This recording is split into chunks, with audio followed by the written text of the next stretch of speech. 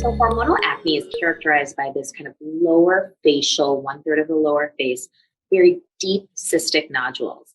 And they can be quite painful and very resistant for patients. In terms of the treatment for hormonal acne, it really does most of the time have to be systemic because the cause of hormonal acne is a hormonal imbalance of the testosterone reacting with the hair follicles. The gold standard treatment that I actually myself take is a medication called spironolactone.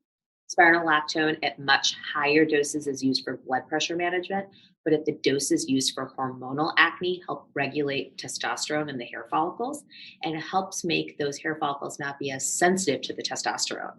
So it does not cause a reduction in the hormones, it just helps with that skin sensitivity. The great thing about spironolactone is that it is not an antibiotic, so it's not something that's going to suppress your immune system or cause resistance in the future. And I myself have personally been on spironolactone for over 20 years, so it's a very safe, great alternative for our patients with deep hormonal acne. Topicals are also beneficial to kind of just make that skin cell look good, make the the skin glow, but we really do need oral medications for hormonal acne.